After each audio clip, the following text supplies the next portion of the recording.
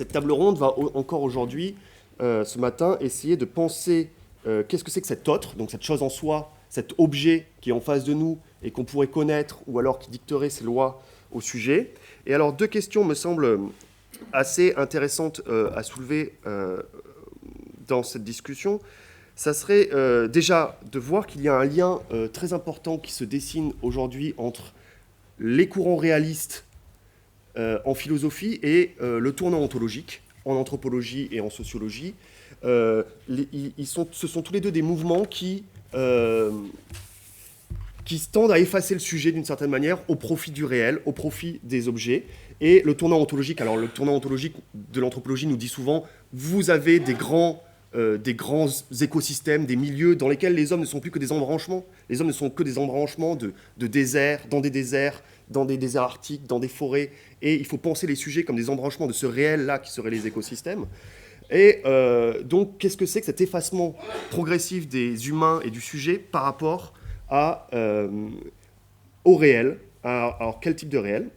Et alors, ça amène deux points. Alors, à mon avis, aujourd'hui, on va affronter deux points importants. C'est que le tournant ontologique en anthropologie peut s'appuyer sur une critique du réalisme en philosophie qui repose sur une critique générale des sciences sociales. C'est-à-dire, mais oui, mais si vous enlevez toutes les médiations entre nous et les objets, alors comment on peut penser les différences culturelles de rapport au réel, comment on peut penser les différences de classe, les habitudes de classe, qui sont une sorte de barrière entre nous et le monde. Et si vous l'enlevez, comment vous allez nous donner ce réel pur? Et enfin, en retour, le réalisme philosophique peut critiquer le tournant ontologique en disant « Mais oui, mais vous nous dites qu'il y a des ontologies plurielles, des onto-hétérologies, comme tu disais hier, Eduardo. Vous nous disiez qu'il y a plein d'ontologies plurielles, mais alors, pour construire cette pluralité ontologique, de quelle réel vous avez besoin? De quelle ontologie alors, il y a ce problème de la méta-ontologie. Vous avez un univers plat. Est-ce que vous allez avoir besoin d'une ontologie plate pour nous donner cette pluralité des réels? Quel type d'entité vous allez avoir besoin de prendre chez tous ces peuples qui va faire que vous allez avoir une ontologie gonflée, un univers gonflé, et à quel moment vous allez vous arrêter dans votre prise en compte de tous ces réels multiples qu'on nous donne, et donc quel type de méta-ontologie, ou en tout cas d'univers gonflé vous aurez besoin, quel type d'ontologie plate, ronde ou carrée, vous allez avoir besoin pour nous parler de tout ça. Donc pour introduire Patrice, je voulais essayer de partir sur un point de vue lacanien. Par exemple, si on nous dit, imaginons que Lacan soit là dans la salle, il nous dirait, on voulait atteindre le réel, vous voulez atteindre ce réel pur, mais est-ce que c'est pas une forme, un symptôme d'une forme de psychose, de forclusion du symbolique? Vous voulez rentrer dans ce réel? Est-ce que vous n'allez pas oublier ce symbolique qui nous protège, ce symbole, ce langage, cette vie des signes qui nous protège tellement de ce réel au quotidien? Et est-ce que vouloir rentrer dans le réel, c'est pas justement le signe de la psychose, de rentrer dans des réels purs? Et donc, qu'est-ce qu'on fait avec ce symbolique? Ce symbolique qui est si cher à Lévi-Strauss, qui est si cher à l'anthropologie, qu'est-ce qu'on en fait quand on rentre dans le réel? Et alors Patrice a une manière d'aborder le problème où ça va être le travail lui-même sur les signes, sur le symbolique, qui va pouvoir nous aider à approcher de plus en plus ce réel. Mais on va passer par cette médiation symbolique d'une certaine manière pour la travailler de l'intérieur. Et donc, voilà, donc Patrice, qui est qui est maître de conférence Nanterre, qui a écrit un livre magnifique sur Saussure, La vie énigmatique des signes, va nous proposer donc une méthode pour pouvoir approcher ce réel, et j'imagine sans forcément se débarrasser d'une certaine forme de symbolisme. Merci Baptiste. Donc juste quelques préalables. D'abord pour dire que Anne Sauvagnat, qui devait être présente dans cette table ronde, en fait n'a pas pu venir parce qu'elle a un lumbago et donc elle exprime ses regrets. Mais que du coup, avec les organisateurs du colloque, que nous remercions une fois de plus de cet immense travail, Elie During, Emmanuel Aloha et Baptiste Gilles, donc, qui a accepté de modérer cette table ronde, nous avons pensé que ce serait l'occasion de réentendre Eduardo Viveros de Castro, qui n'a pas terminé son propos hier, et aussi d'avoir cette conversation, cette discussion, peut-être ce Kampfplatz que nous n'avons pas pu avoir hier, sinon autour des petits fours, ce qui peut-être est une manière adoucie de discuter, mais pas favorable, disons, aux formes académiques nécessairement. Donc voilà, donc nous allons faire ça comme ça. Donc je te remercie beaucoup, Baptiste, de ta présentation. Alors en effet, mon rapport à la question du réalisme, comme je voulais un petit peu annoncer pour ceux qui étaient là hier, est un peu d'un rapport de biais ou un rapport embarrassé, car j'ai le sentiment que la problématique... Donc moi, j'ai toujours considéré que mon travail était de nature métaphysique, mais que ce qui m'intéressait, c'était les enjeux métaphysiques, justement des sciences sociales et notamment des travaux sur la question du signe. Or, le réalisme se présente comme une volonté de sortir du signe, de sortir de la pensée, de sortir du tournant linguistique, le tournant ontologique, ça viendrait prendre la place du tournant linguistique. Or, il me semble que tout l'héritage du structuralisme en particulier repose sur une question, justement, qui n'est pas qu'est-ce que l'être lui-même au-delà des signes, mais qu'est-ce que l'être des signes. C'est-à-dire que les signes, le langage, les dispositifs de représentation, de symbolisation, etc., eux aussi ont une réalité et que c'est quelque chose qu'il ne faut pas oublier. De même, il ne faut pas oublier, je pense, c'est un point de vue historique, c'est-à-dire il ne faut pas faire une sorte de... Ce serait dommage, disons, que le tournant réaliste, en même temps le retour de la métaphysique, se fasse au prix d'une forclusion, plus exactement d'un refoulement, ou plus exactement de la prolongation d'un refoulement qui est l'héritage du XXe siècle. L'héritage du XXe siècle, c'est-à-dire précisément, pour en partie la pensée en France, c'est-à-dire l'héritage structuraliste, post-structuraliste. Donc enfin, les philosophes assumeraient leur position virile de philosophes qui se confrontent au réel et feraient de la métaphysique en première personne, en opposant donc du coup l'histoire de la philosophie à la créativité en quelque sorte métaphysique, ce que je crois est profondément dommageable à tous égards. Et le troisième point, c'est que cette manière de poser les questions métaphysiques a une conséquence extrêmement malheureuse, qui est qu'on parle du réel sans les réalités, et notamment sans les réalités filtrées par les savoirs, dans leur immense diversité. Autrement dit, c'est un réalisme, comme l'a suggéré Eduardo Viveros de Castro, et pas plus tard qu'hier soir, c'est un réalisme sans réalia, et donc peut-être au fond une forme de nouveau nihilisme, c'est-à-dire une réalité sans monde. En fait, derrière ce réalisme, il y aurait en fait au fond un dégoût du monde, et l'amour des savoirs, l'amour des champignons, l'amour des plantes, l'amour des manières de vivre, eh bien c'est ça en vérité le monde, et cet amour n'est pas indépendant des efforts pour en produire des objectivations. Et donc, ça me paraît très important de ne pas couper le moment métaphysique du travail, disons, de construction de nos rapports au monde, d'une certaine manière. Donc, c'est dans ce cadre-là que je souhaite intervenir, en effet, pour réinterpréter ou proposer une interprétation de ce qui s'est appelé le tournant ontologique en anthropologie, et une interprétation radicale, puisqu'on nous dit finalement qu'il faudrait, donc l'anthropologie, je vais vous expliquer un petit peu pourquoi, serait venu à comprendre que son objet, ce ne sont pas les cultures ou les représentations que les hommes se font d'eux-mêmes et du monde, mais les réalités mêmes, et donc les ontologies, pour employer le mot qu'emploie Descola. Et cette idée sur laquelle il y a plusieurs ontologies bute effectivement sur ce que Baptiste Gilles vient de nommer, c'est-à-dire, bon, d'accord, il y a plusieurs ontologies, mais ça veut dire quoi? Est-ce que c'est plusieurs représentations ontologiques du monde? Ou est-ce que c'est vraiment plusieurs ontologies, c'est-à-dire un véritable pluralisme ontologique? Et moi, ma position sur ce point est assez radicale. Elle consiste à dire que la métaphysique est comparée.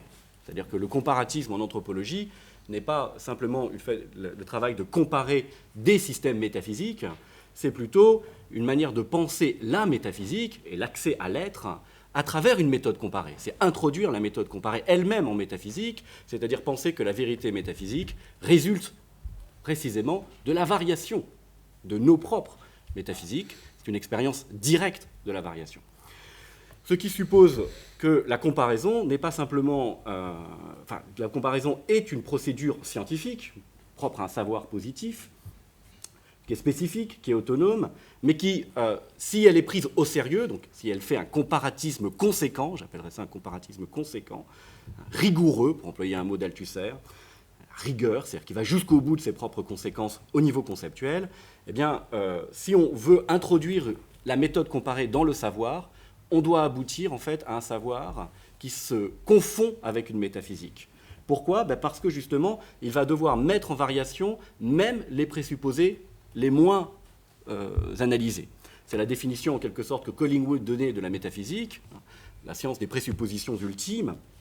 Et je retiens sa définition de la métaphysique qui paraît au fond plus intéressante que celle de l'ontologie. Il faut plutôt partir de la question métaphysique comme, au fond, la recherche d'un fondement ultime, ou la recherche des présuppositions ultimes, la recherche d'un premier, en vérité, et se rendre compte que si on est dans une approche comparée, on va toucher assez rapidement on va devoir accepter de mettre en variation, y compris les présupposés les plus élémentaires, précisément aussi ceux qu'on suppose nécessaires pour la production d'un savoir lui-même. Donc si la comparaison admet qu'elle est une source autonome de connaissances, on ne va produire un savoir que sur la base de la comparaison, si on admet que la comparaison est la raison, d'une certaine manière, eh bien, elle est une des raisons, qu'il existe un savoir possible qui n'est fondé que sur cette procédure qu'est la comparaison. On ne peut plus se réduire à des considérations sur les cultures, les représentations, les sociétés, etc. On doit inclure les questions métaphysiques. De fait, on pourrait définir la métaphysique comme une illimitation du questionnement qui... alors je devrais devoir peut-être comme me mettre un petit...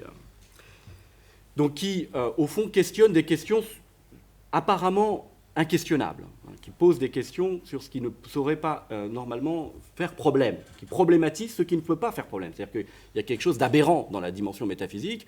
Les métaphysiciens sont des gens justement qui posent toujours la question de plus, d'une certaine manière, la question qu'il ne faudrait pas poser, la question oiseuse en vérité, réellement oiseuse, mais dans un bon sens cette fois-ci du terme, celle qui ne se pose pas précisément. Et il se trouve que cette définition de la métaphysique a été donnée par un auteur important pour la métaphysique moderne, qui n'est nul autre que Descartes, qui a écrit quand même des méditations métaphysiques, qui comprenait précisément la métaphysique comme cette radicalisation du doute au-delà du problématique, du raisonnable, au-delà du raisonnable. C'est comme ça qu'il se réfère à l'hypothèse du malin génie comme d'une raison de douter extrêmement maigre, tenuis en latin, et pour ainsi dire métaphysique. Donc la définition de la métaphysique, c'est justement qu'au fond, on n'a pas vraiment de raison de poser cette question. Contrairement à ce que beaucoup de métaphysiciens pensent, ils pensent que c'est absolument nécessaire, mais je pense que la bonne posture métaphysique, c'est de dire, justement, c'est la question de plus, c'est la question qu'on n'aurait pas nécessairement à poser. Et le fameux doute métaphysique, c'est justement l'opération qui consiste à douter de ce qui est indubitable, intrinsèquement indubitable, par exemple les vérités logiques et métaphysiques, à travers l'hypothèse donc, du malin génie, pour se donner une raison de plus de douter, qui est extrinsèque en vérité. On n'a pas vraiment de raison de poser ces questions, mais on rajoute de force, en quelque sorte, une question. Alors je crois que l'anthropologie comparée, si elle est conséquente, doit inclure quelque chose qui est similaire au doute métaphysique de Descartes. De même que Descartes, l'anthropologue doit douter avec quelques raisons. Il doit se donner une raison de douter, il doit forcer en quelque sorte une raison de plus. Le doute n'est pas simplement quelque chose qui relève d'une décision générale, mais mon Dieu, il y a de l'être, mais qu'est-ce que l'être, etc. Enfin, je pense que, comme dirait Deleuze, c'est une question, mais enfantine, enfin pas infantile. Cette manière de représenter le problème du réalisme, le problème des ontologies est grossière. On ne s'est pas réveillé un jour en disant « Ah, c'est vrai, tiens, il y a de l'être. Mon Dieu, mais qu'est-ce que c'est donc que d'être ?» etc. Bon, il y a toujours des questions particulières, singulières, qui forcent cette question, et donc il faut les produire. Et donc il faut produire les raisons de douter, d'une certaine manière, qui vont jusqu'à douter de l'indubitable. Donc ça, c'est le rôle pour Descartes de l'hypothèse du malin génie. Quel est l'équivalent pour l'anthropologue ? Eh bien, c'est l'expérience de sa capacité à embrasser des manières de faire, des manières de penser, des manières de sentir que pense complètement étrangères a priori, qui lui semblent radicalement étrangères a priori, et qui vont donc soumettre à variation ceux qu'on ne pouvait même pas imaginer variables. Donc toute l'anthropologie a sa racine dans des expériences en quelque sorte d'atterrement, des expériences de surprise radicale, où un semblable ne semble pas partager des pratiques ou des croyances ou des formules qui nous semblent évidentes par elles-mêmes. C'est donc dans les deux cas, comme chez Descartes comme dans l'anthropologie, la possibilité d'éprouver la négation de quelque chose qui semblait évident, qui motive, fonde et soutient le processus de l'enquête. Cependant, alors, Descartes, lui, cherchait à travers ce processus, comme on le sait, une certitude absolue, c'est-à-dire en fait quelque chose de l'ordre d'une croyance qui n'aurait pas de contraire, Alors que l'anthropologue, du moins c'est ce que je pense, cherche, lui, à utiliser ces variations des évidences, cette variation d'évidence, afin de construire un savoir positif. C'est-à-dire, c'est quoi un savoir positif? C'est un savoir qui est à la fois empirique et cumulatif. Donc, une petite sorte de petite épistémologie portative ici. Et moi, je pense qu'on peut dire très simplement que, au fond, la petite épistémologie portative qu'on a, c'est de dire quelque chose qui ressemble à ce qu'on appelle les sciences dans d'autres domaines. Et là, il y a des modèles, il y a des prototypes, pourquoi pas, effectivement, la physique qui l'a servi. Et je trouve ça tout à fait raisonnable. On n'a pas besoin d'une définition générale de la science. Il s'agit de prolonger des opérations qui sont des opérations déjà existantes. Donc, est-ce qu'on peut faire ce que font les scientifiques uniquement en utilisant cette variation des évidences, cette variation radicale qui, jusqu'à présent, a été plutôt réservée à la métaphysique? Donc, d'une certaine manière, unique parmi toutes les sciences, l'anthropologie ne se contente pas de mettre une sorte de signe d'équivalence entre métaphysique au niveau épistémologique et anthropologie, mais elle construit l'idée que la métaphysique peut devenir un champ positif, un champ de savoir positif. Alors comment est-ce qu'une connaissance métaphysique peut se construire, une connaissance scientifique peut se construire sur la simple possibilité que ce qui semble évident ici et maintenant peut devenir en réalité faux et même impensable ailleurs ou à un autre moment? Telle est la question, en quelque sorte, de méthode qu'il faut construire. C'est-à-dire cette hypothèse suppose que c'est possible. On peut construire un savoir positif uniquement sur la mise en variation radicale, en quelque sorte. Quand l'anthropologie comparée aura enfin, disons, mis au point ou bien compris sa méthode, c'est-à-dire le genre de connaissance scientifique qu'elle est, alors, je crois, la métaphysique pourra aussi se rendre compte qu'elle a rempli le programme que Bergson lui a signé sous le nom de métaphysique positive. Elle est devenue une métaphysique positive. Et donc, je dirais, la métaphysique positive, ça n'est rien d'autre que l'anthropologie comparée, comprise correctement. Donc, il y a là une fusion. J'avais proposé il y a quelques années à un colloque de Cerisy un mariage fusionnel entre l'anthropologie et la philosophie, donc une confusion des deux. Et qu'est-ce que ça veut dire? Ça veut dire que si on fait ça, figurez-vous, qu'on a réalisé un vieux projet quand même, qui est celui d'introduire les méthodes scientifiques en métaphysique. L'idée que la métaphysique peut être une science, grande idée que Husserl a remise, et qui en fait est extrêmement invraisemblable dans les versions qui ont lui été données. Enfin, nous avons une version vraisemblable. C'est quand même pas rien, c'est un événement tout de même. Enfin, on pourrait peut-être penser que la métaphysique peut être un savoir positif, à proprement parler. Donc, au fond, ce que je dirais, c'est que la métaphysique comme science rigoureuse existe, je l'ai rencontrée. Ce n'est pas, contrairement à ce que disait Badiou, la théorie des ensembles, non, c'est l'anthropologie comparée. Alors pour ça, on a besoin d'une petite définition quand même de l'anthropologie. Et je ne vais pas tout vous dire parce que je n'aurai pas le temps, mais le papier que je vous présente de toute manière va être publié dans un recueil qui s'appelle Métaphysique comparée, auquel Eduardo, Descola, Latour, etc. ont participé. Donc quelques idées. Donc l'anthropologie n'est pas, contrairement à ce qu'on a dit, cette discipline qui étudie des sociétés humaines exotiques.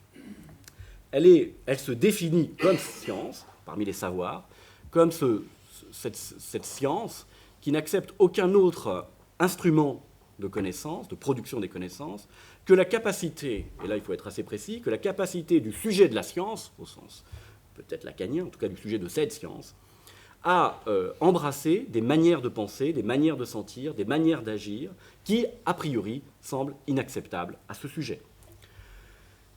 Donc, c'est la possibilité d'une variation subjective, donc d'une altération, d'une altérabilité, qui permet de produire les faits anthropologiques. C'est-à-dire qu'un fait anthropologique, c'est toujours un point d'altération subjective, ou un point de re-subjectivation.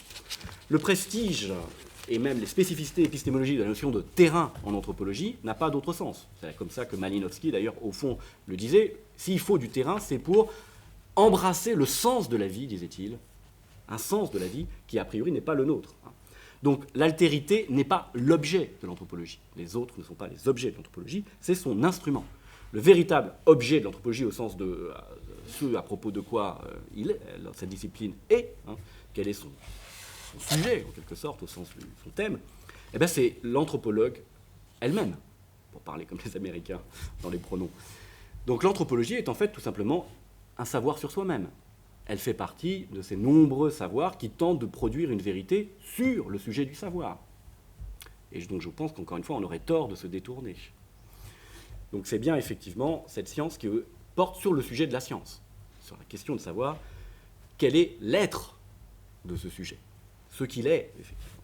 Alors on est très tenté de dire c'est l'humain, cette entité que le sujet de la science est, le sujet de la science anthropologique est l'humain, et il doit l'être. Et c'est la raison pour laquelle l'anthropologie, après tout, s'appelle anthropologie, du mot anthropos. Alors cependant, cette hypothèse, d'une certaine manière, enfin cette présupposition, est justement une présupposition qui, en vérité, pose ce qui devrait être conclu, pose comme a priori ce qui devrait être conclu, et devrait être conclu par des moyens anthropologiques, justement, c'est-à-dire par les moyens de la comparaison. Comme si l'anthropologie, au fond, c'était les human studies. Pourquoi pas, on pourrait avoir des human studies. Mais l'anthropologie, je crois, se définit plutôt par sa méthode, par sa procédure, que par un objet préalablement défini. Et elle doit suspendre, a priori, ce qu'il existe, ce qu'on pense qu'il existe dans le monde, et non pas se dire qu'elle fait une ontologie régionale, en quelque sorte. C'est pourquoi, donc, je parle simplement du sujet de la science, en définissant donc l'objet de l'anthropologie supposée par sa fonction plutôt que par une substance supposée. Et je dirais que anthropos est le nom d'un tenant-lieu, d'une question, ou plutôt c'est l'être problématique que le sujet de la science est. Et en effet, s'il y a bien une chose qu'il faut présupposer ici, c'est que nous sommes, c'est la seule chose qu'il faut présupposer, que l'anthropologue doit présupposer, c'est qu'elle est engagée dans un travail scientifique. Alors, j'ai dit, qu'est-ce que la science ? La science, c'est rien d'autre que ce que les scientifiques font. C'est très latourien, en fait, comme position. Pas de besoin.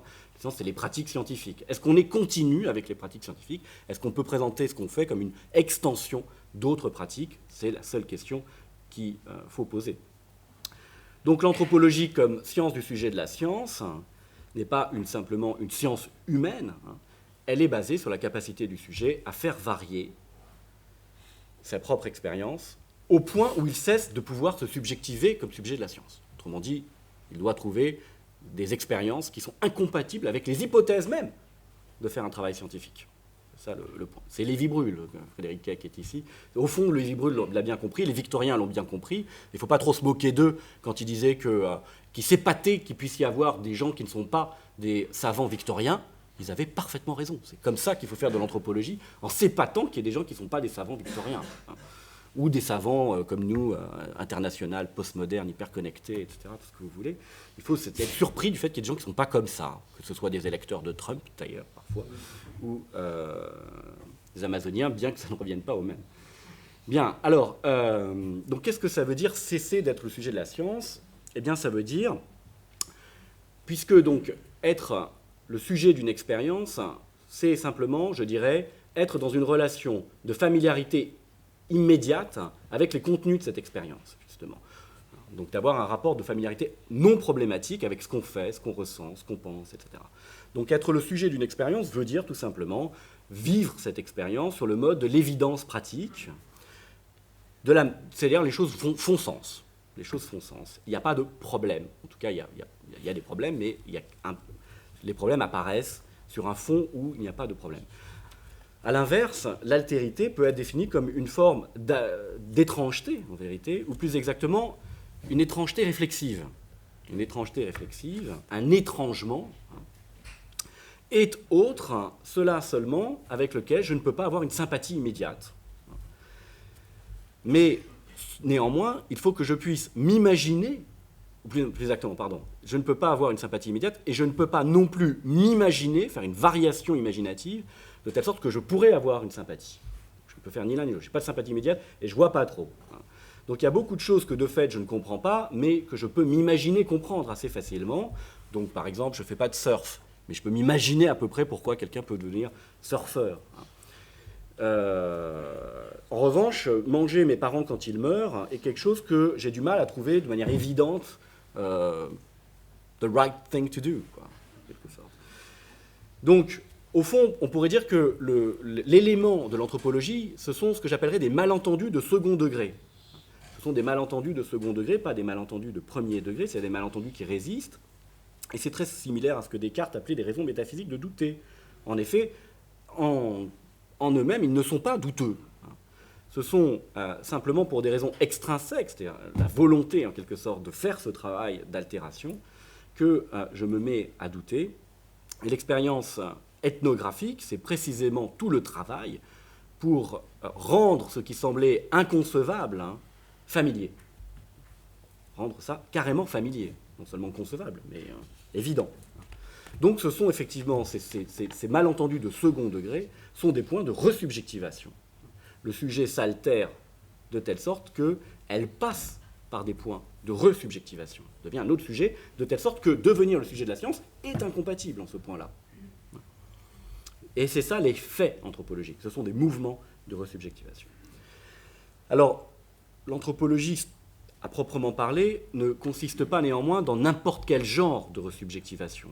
Comme je l'ai dit, c'est une resubjectivation, j'insiste, qui porte sur l'incompatibilité avec l'expérience scientifique, d'une certaine manière. Alors, dans ces conditions-là, nous avons donc la question qui est, est-il possible de faire de ces expériences, qu'on peut faire, de fait, est-ce qu'il est possible d'en faire les instruments d'une connaissance scientifique, connaissance positive? Est-ce que, en fait, le fait de cesser d'être le sujet de la science, quand on est un sujet de la science, de passer dans quelque chose où on ne peut plus être ce que l'on était, il y a une incompatibilité, c'est comme on ne peut pas être jaguar et humain, on ne peut pas être anthropologue et arawaté en même temps, qui va gérer. Est-ce qu'on peut faire de ça l'instrument d'un savoir positif? Alors pour le faire, moi j'ai construit une sorte de réécriture du discours de la méthode comparé, parce qu'au fond ça suit à peu près le même protocole. Donc avec ce qu'on peut mettre en doute, la première des vérités, la reconstruction du savoir, etc. Donc je n'irai pas jusqu'au bout de ça, mais je vais quand même essayer de vous donner une idée de la manière dont on peut faire de la métaphysique directement, en quelque sorte, avec l'anthropologie, non pas au sens où on fait une théorie des ontologies ou des métaphysiques des autres, mais, c'est pour ça que c'était le titre de mon exposé, c'est pas une métaphysique, c'est pas des métaphysiques variables, c'est des variantes de la métaphysique elle-même, d'une certaine manière. Alors si on accepte cette définition d'anthropologie, donc du coup vous comprenez, j'espère, que sa relation à la métaphysique est immédiate. L'anthropologie ne doit rien présupposer d'autre que la virtualité de l'altération du sujet de la science. Donc on doit accepter seulement ce qui soit doit être supposé comme présupposé. Les seuls présupposés qu'on a le droit, c'est ce qui est nécessaire pour faire l'exercice d'auto-altération, soit ce qui peut être déduit de l'enquête anthropologique. Deux choses qu'on peut construire. Tout le reste est suspendu d'une certaine manière, mais activement. C'est-à-dire on suspend au sens où on programme les altérations. Donc ce qui veut dire effectivement que même l'idée sur laquelle il y a des croyances ne doit pas être tenue pour une présupposition, l'idée qu'on a affaire à des croyances en quelque sorte, parce qu'il peut s'avérer que certaines formes justement de resubjectivation sont incompatibles avec le rapport à soi comme ayant des croyances. Et c'est ce qui est arrivé. C'est la raison pour laquelle il y a eu un tournant anthropologique. Le tournant anthropologique n'est pas une décision que des gens auraient pris un jour de se dire « Ah tiens, chic, on va étudier autre chose ». C'est justement un progrès de la connaissance anthropologique qui se rencontre effectivement que des notions comme représentation, culture, environnement, cognition, etc. sont des notions qui présupposent ce qui est en question. Et qu'on ne peut pas présupposer la nature de cet objet. La seule chose que vous devez vous donner, c'est des variations du sujet de la science. Bon, donc de la même manière que la notion d'État, la notion de monogamie, la notion de Dieu, etc. doivent être relativisées, de la même manière, la notion de culture, la notion d'expérience, la notion de croyance, etc. sont à relativiser, c'est-à-dire qu'il peut s'avérer qu'elles ne valent plus, en fait. Bien. Alors, cette situation est extrêmement similaire à celle de Descartes, puisque il se trouve que les raisons que Descartes avait de douter, lui qui savait qu'il fallait des raisons positives de douter, les raisons qu'il avait de douter étaient de deux natures, disait-il, les voyages et les livres. Pourquoi ? Parce que dans ces expériences-là, effectivement, c'est une expérience de mise en cause ou de crise de nos évidences. Donc ça n'est pas une décision, encore une fois, gratuite. Et de la même manière, Spinoza, dans le traité de la réforme de l'entendement, explique qu'on n'aurait aucune raison de douter de l'existence d'un cheval ailé si on n'avait jamais vu qu'un cheval ailé. Donc c'est la variation, encore une fois, qui est l'origine du doute. Autrement dit, je ne fais pas de présupposés excessifs par rapport à l'exercice du doute. Je suppose rien d'autre que ce qui fait douter.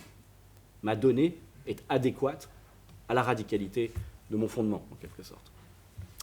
Cependant, alors que Descartes, lui, concluait que cette manière de rejeter les autorités et la nécessité, en quelque sorte, impliquait la nécessité de se retirer en soi, en ne faisant confiance qu'à sa raison pour trouver quelque chose d'enfin indubitable, eh bien moi, l'anthropologue, métaphysicien, je voudrais, le métaphysicien plus exactement, dans la variation, je voudrais m'en tenir à cette donnée élémentaire que Descartes en quelque sorte transgresse, qui est justement cette possibilité de passer d'une opinion à une autre, d'une expérience à une autre, en tout cas d'une subjectivation à une autre.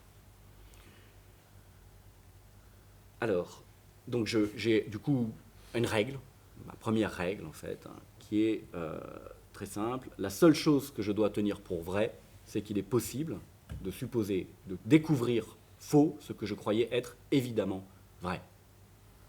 C'est possible, c'est possible. Et je vais l'éprouver, cette hypothèse. Ce n'est pas une thèse, c'est une hypothèse, c'est un rapport à la possibilité. Donc je suis, du coup, comme Descartes dans le discours de la méthode, perdu dans une forêt obscure et je me demande comment je vais sortir des ténèbres. Mes ténèbres sont en fait pas une nuit homogène, c'est des variations de pénombre en réalité.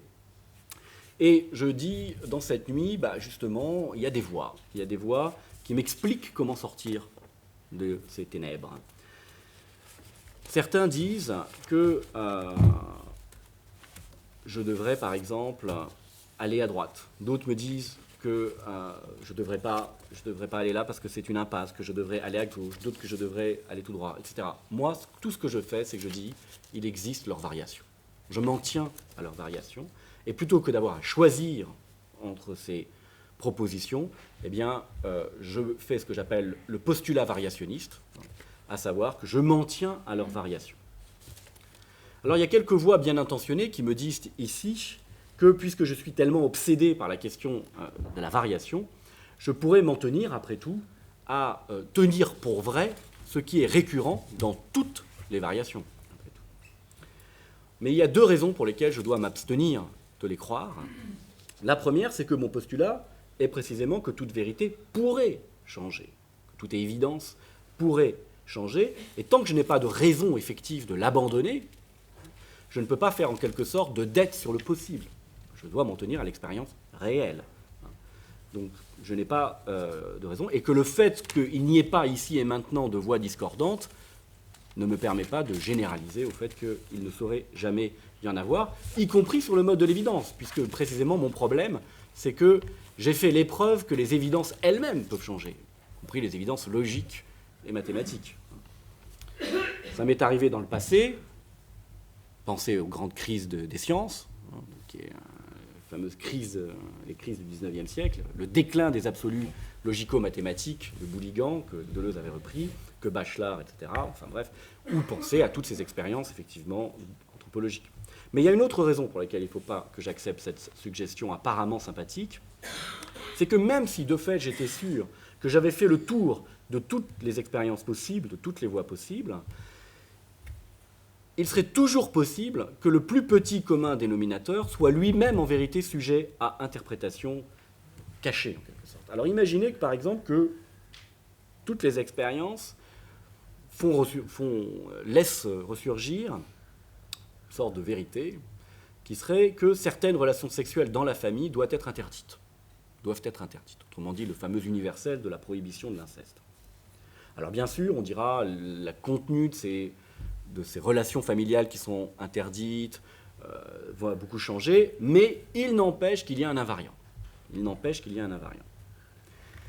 Alors je dois ici faire un petit peu attention à ne pas appeler ça un universel, simplement parce que je ne suis pas sûr, en vérité, que les termes sexuel, famille, interdiction, etc., sont identiques à travers cette variation. En fait, le problème, c'est de faire l'épreuve de l'univocité.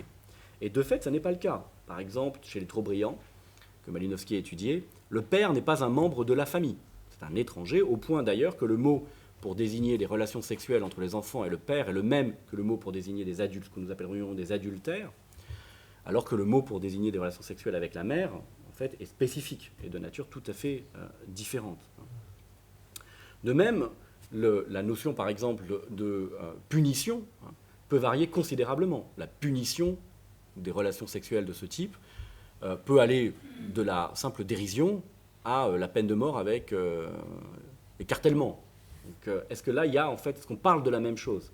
Enfin, la notion de sexualité, comme vous le savez, une voix me l'a dit, celle de Michel Foucault, on dit c'est une notion très récente, etc. Bref, il y a quelque chose de l'ordre de l'équivocité.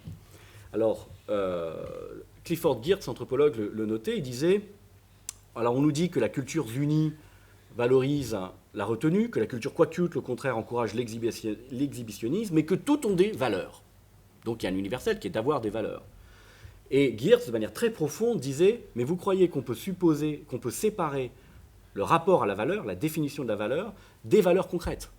Et vous n'avez aucune raison de le faire, sinon par un geste supplémentaire que vous ajoutez. Ce que veut dire moral n'est pas séparable des expériences de la moralité. Ben, ce raisonnement peut être fait sur tout. Vous pourriez dire les humains ont besoin de construire des habitations. Mais la notion d'habitat est en vérité elle-même sujette à variation. Autrement dit, les types sont des variantes. Les types sont des variantes. Et la tâche de l'anthropologie, c'est un point que Eduardo Quiroz de Castro a particulièrement travaillé à la suite d'ailleurs de Roy Wagner, la tâche de l'anthropologie, c'est justement de mettre en variation les types à travers lesquels elle appréhende la variation, précisément. Et parmi ces types, il y a effectivement la notion de culture. Alors, du coup, le plus abstrait je cherche à devenir, en fait, le plus équivoque je me retrouve à être. Alors ça me permet de définir les spécificités de la situation épistémologique, disons, de l'anthropologie, puisque ça veut dire que je suis dans une situation où je ne possède même pas une bonne mesure des similarités et des dissimilarités entre les variations dont je parle. Donc la variation est une variation des mesures de la variation et non pas une variation simplement des choses. Bon, je vais passer sur ce point qui a des illustrations assez profondes en anthropologie et donc je dois m'en tenir à ce nouveau donné qui est que la variation est une variation des mesures de la variation et non pas simplement. Alors comment est-ce que je m'en sors? Eh bien, d'abord je vais me coucher comme Descartes, n'est-ce pas? Et le lendemain matin je me réveille, il fait très sombre encore une fois, et là j'ai une intuition. Je dirais c'est l'intuition comparatiste. Je me dis, plutôt que d'essayer de trouver justement des invariants, en quelque sorte, pourquoi est-ce que je n'utiliserais pas cette torsion supplémentaire de la variation que j'ai subie la veille pour essayer justement de recontextualiser chacune des prétentions à l'universalité comme une variante. Et si j'arrive à faire ça, est-ce que ça n'est pas en quelque sorte effectivement un accroissement de connaissance, un accroissement du rapport à moi-même, et est-ce que ça ne me permet pas effectivement de construire quelque chose comme une procédure scientifique? Donc intuitivement, ça veut dire que je vais essayer de localiser, ça rejoint peut-être des choses que David Rabouin a dit hier, localiser la grille catégorielle que j'utilise à l'intérieur de l'ensemble des variations qu'elle oblitère.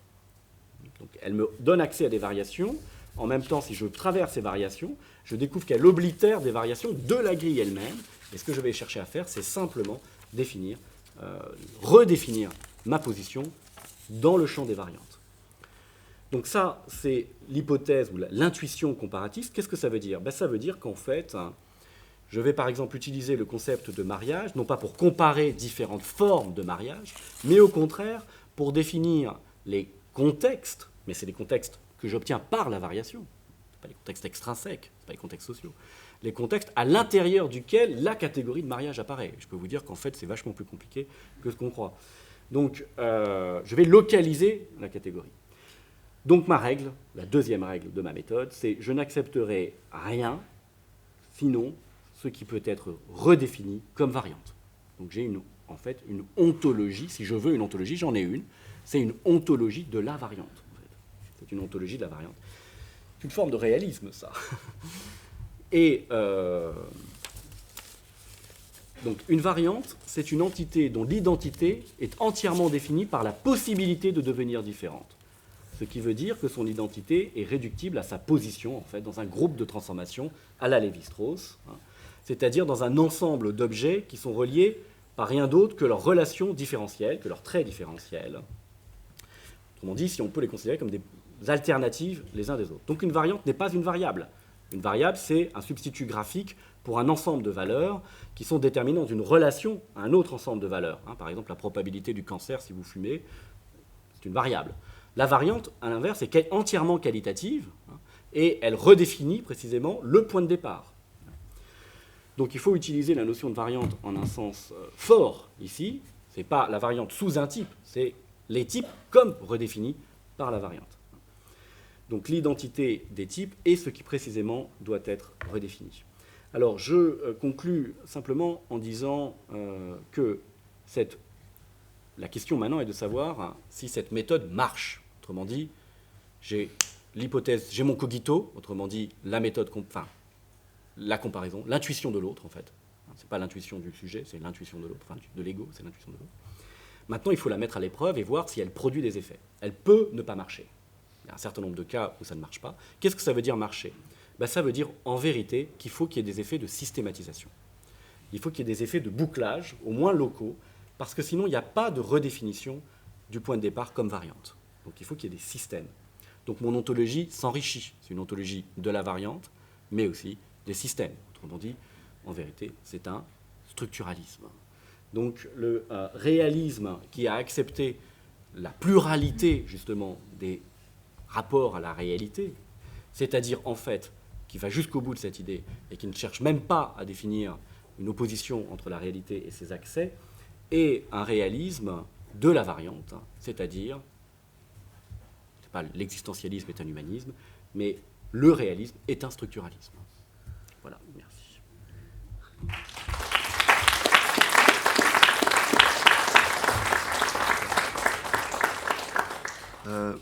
Merci Patrice. Est-ce qu'il y aurait des questions d'éclaircissement sur des points précis de l'exposé ? On va commencer un débat après qu'Eduardo ait parlé, mais on a une question donc d'éclaircissement. Est-ce que...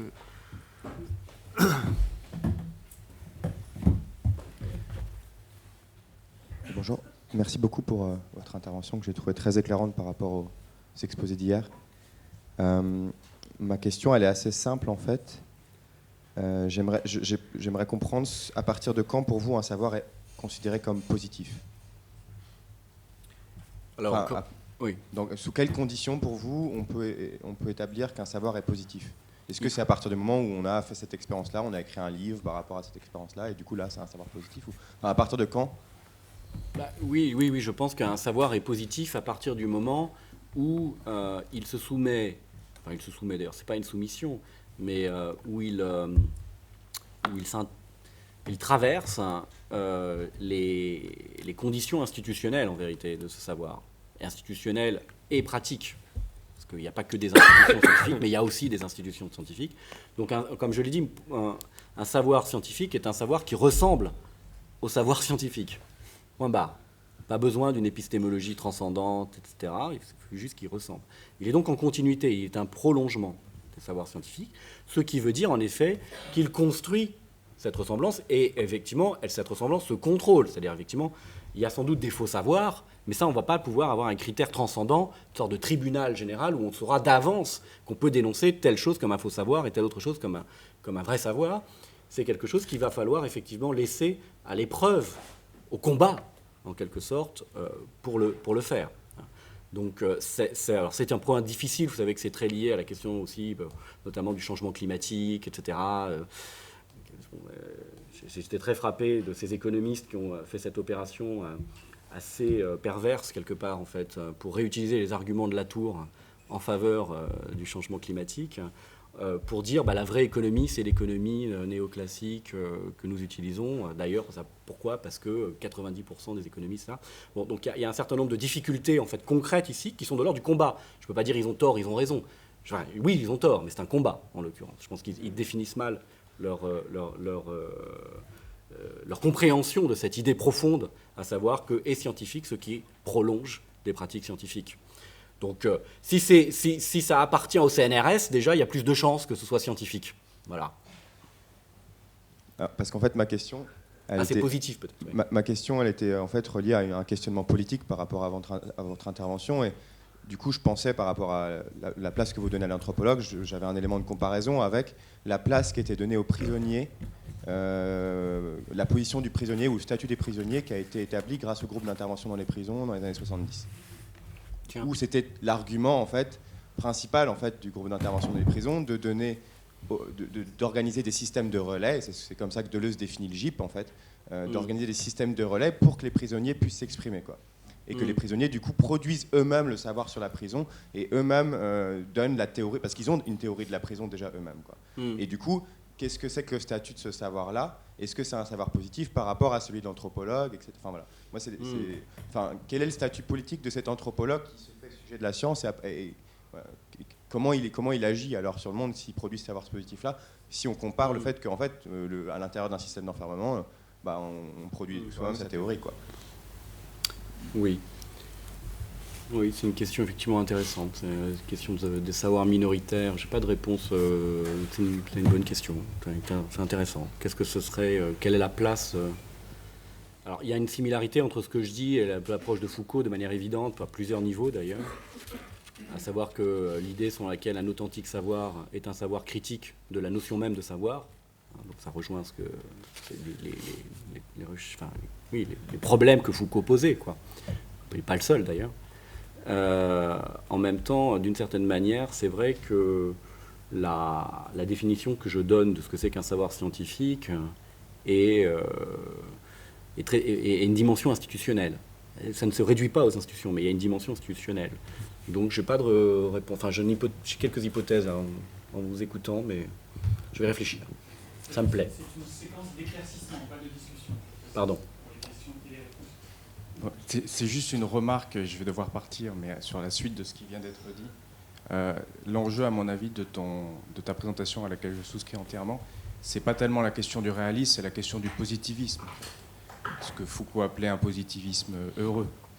Et dans ce que tu présentes, c'est-à-dire le passage de Descartes à Bergson, en fait, Bergson qui veut faire justement un positivisme métaphysique, dans un texte sur Ravesson.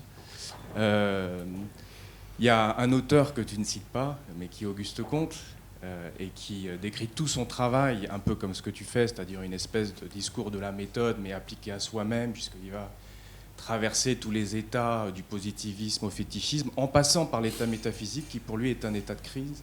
Et c'est parce qu'il a traversé cet état qu'il va pouvoir revenir à l'état positif. Enfin, on peut faire toute une relecture de Comte à partir de ce que tu dis. Mais du coup, voilà, la question.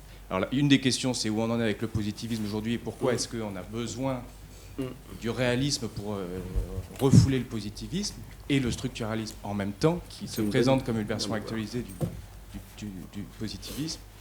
Et est-ce qu'on peut faire un positivisme métaphysique aujourd'hui, ce qui est le programme de Bergson, mais je crois qu'il est effectivement très, très difficile quand même. Alors c'est amusant que tu dis ça, parce que là, il y a un article qui va sortir dans un volume où j'étais avec Tristan, je ne le vois pas aujourd'hui, peut-être qu'il est là, qui s'appelle New Existentialism. C'est un moment à New York, à The Kitchen, et la personne qui est un lieu d'art et de théorie en fait à New York. New Existentialism, c'était le nom qu'ils avaient donné pour au fond parler du réalisme spéculatif. Oui, et j'avais trouvé cette manière de le définir très intéressante, parce que c'est vrai qu'il y a des similarités profondes entre la situation de Jean Val, de Sartre, enfin le retour de la métaphysique, quoi, en quelque sorte, à travers l'existentialisme, contre en fait le positivisme qu'ils identifiaient comme le positivisme à l'époque. Et donc ce recueil que je vous recommande chaudement va bientôt sortir en anglais. Et de fait, dans ce recueil, je construis, enfin j'essaye de définir ce que j'appelle un positivisme spéculatif, en disant qu'en fait c'est un matérialisme spéculatif, mais que le mot matérialisme spéculatif est déjà pris par Quentin Meillassoux. Et donc bon, même si le premier chapitre d'ailleurs de ce texte s'appelle « Qui est matérialiste ?» Bon, je pense que le matérialisme implique un rapport effectivement au positivisme. Donc pour moi c'est plutôt impliqué, mais j'apprécie beaucoup la manière dont tu formules cette idée selon laquelle effectivement le réalisme ne doit pas être un refoulement du positivisme. Encore une fois, sinon ce serait un réalisme sans réalia. Et ça veut dire aussi comment les métaphysiciens interagissent avec, donc je suis tout à fait d'accord, même si ce n'est pas une question d'éclaircissement, mais une proposition. Mais comme il va partir bientôt, on peut lui répondre. Merci Patrice. Eduardo, donc, est-ce que tu voudrais réagir à ce que Patrice a dit ou est-ce que tu voudrais présenter quelque chose? Peut-être que réagir à Patrice, c'est de dire que je suis en plein accord avec lui, donc c'est un peu redondant. D'accord. Au sens que on a la même, comment dire, la même... Bah, on est mariés, quoi. Oui, voilà. Pas que c'est. Donc peut-être... Non, mariés, désolé. Hein. Ouais, j'aimerais Mariage revenir pour sur tous, ce... même pour les métaphysiciens et les anthropologues. Ben oui, oui. Revenir sur certains points que j'ai laissé un peu ouverts hier, parce que je n'ai pas pu finir mon exposé parce qu'il était trop long. Peut-être faire, mais non pas de le reprendre comme ça, mais de faire quelques points que je pense que je n'ai pas fait hier, de appuyer sur certains points que je n'avais pas fait hier. Donc je vais exposer, c'est un peu comme ça, pas très bien organisé. Mais de toute façon, je parlais hier, je crois que je finissais avec l'idée que cette idée de monde qui était dans les titres de mon exposé, les mondes amazoniens, l'idée de monde n'était pas dans le monde des Amazoniens, justement, tel que nous l'appelons, une toile de fond pour des existants qui se promènent là comme des personnages devant un scénario, devant une scène, mais qu'au contraire, le monde était composé, entièrement composé. Chaque partie du monde, chaque élément du monde est lui-même un point de vue sur le monde. Donc, c'était pas... mon idée, c'était de s'opposer à l'idée classique de la vision du monde qu'on trouve dans l'anthropologie. D'ailleurs, dans les titres de l'article de Holloway, c'était ontologie, vision du monde, etc. Et normalement, on oppose la notion de vision du monde à le phénoménologue surtout, à l'idée, Ingold par exemple, un anthropologue, dit non, vision du monde c'est un très mauvais concept parce qu'en fait, vision du monde suppose qu'on est hors le monde, on a une vision sur lui. Ce qu'il faut parler, c'est une vision dans le monde. Parce que et moi, je préfère une autre version, c'est qu'en fait, c'est un monde de visions. Les mondes des Amazoniens sont des mondes de visions, c'est-à-dire ce sont le monde voit. Le monde a plusieurs yeux. C'est-à-dire chaque point, chaque élément du monde est lui-même un point de vision. Et donc, il n'y a pas question d'opposer monde et vision, soit mettre la vision dans le monde, ou mettre la vision hors le monde, mais définir le monde comme étant entièrement composé, fait de vision, de regard, parce que tout se passe en termes de comment les existants voient les uns les autres. Et ils ne sont que ça. Ils ne sont que des façons de voir les uns les autres. J'ai donné l'exemple, d'ailleurs c'était Élie qui le disait, ou c'était Patrice, sur l'opposition, enfin, cette entité disjonctive qui était le sang-bière pour l'humain et les jaguars, qui en fait, il donnait le même nom à des choses différentes. C'est ça l'homonymie, c'est le grand problème. Et je faisais une opposition entre disons, la grande question pour le métaphysique amazonienne, c'est l'homonymie et non pas la synonymie, comme pour nous. L'anthropologue pense toujours qu'il va trouver des synonymes entre les cultures. Comparer, c'est trouver les synonymes. C'est-à-dire, bon, voilà, qu'est-ce qu'ils appellent, comment peut-on traduire cette idée, cette notion dans notre langage, etc. Donc, c'est la question de la synonymie, faire un dictionnaire, quoi, qui puisse... tandis que pour les Indiens, le problème, au contraire, c'est justement d'éviter ou faire gaffe au fait que le monde, qu'il y a l'homonymie partout. Les jaguars appellent du même nom ce que nous appelons une autre chose. Ils appellent bière ce que nous appelons sang. Mais donc, il y a cette homonymie dangereuse qui fait que toute la question se tourne autour des équivoques quand deux entités, deux existants de nature différente se rencontrent. Il y a toujours le problème de savoir de quelle bière parle-t-on, disons. De quel sang parle-t-on? Et je me rappelle d'une célèbre définition de Poincaré sur les mathématiques, où il disait la mathématique est l'art de donner le même nom à des choses différentes. Ça définit parfaitement le perspectivisme amérindien, et ça d'ailleurs permet de résoudre l'alternative badiousienne, l'animal ou le nombre.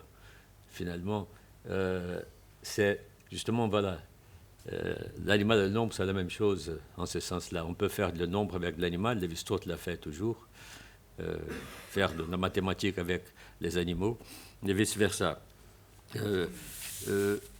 Une question que je posais aussi hier, que je voulais insister aujourd'hui, c'est que le cosmos amazonien, c'est en fait une cosmopoliteia, c'est-à-dire que toute relation dans ce monde entre les existants, ceux que nous appelons des sujets, ceux que nous appelons des objets, ce sont des relations sociales ou politiques entre des collectifs humains ou non humains. Le Conseil des relations sociales tend à se confondre dans ce monde avec le Conseil des relations pures et simples. Toute relation est conçue comme une relation sociale ou politique. Toute causalité pertinente est pensée en termes de motivation, c'est-à-dire que la raison suffisante est toujours un mobile efficiente. Il y a une notion importante dans plusieurs langues amérindiennes qui est la notion de « ce n'est pas pour rien ». Ils disent toujours, quand ils expliquent quelque chose, ils disent la forêt, par exemple, ils disent la forêt, elle n'existe pas pour rien. Cette chose, ce n'est pas pour rien, ce n'est pas sans raison. C'est presque un idiotisme idiomatique qu'on trouve dans plusieurs langues. Ce n'est pas sans raison. Par contre, des fois, il y a des choses qui sont pour rien, évidemment. Mais non, ce qui intéresse aux gens, évidemment, ce sont des choses qui ne sont pas pour rien. Et il y a plein de... Les chamans disent, bon, il y a des gens qui sont là pour rien, parce qu'ils ne sont pas capables de pénétrer la structure logique du monde, la structure métaphysique du monde. Ce sont des gens qui bons à rien, au sens de... Par contre, il y a des choses...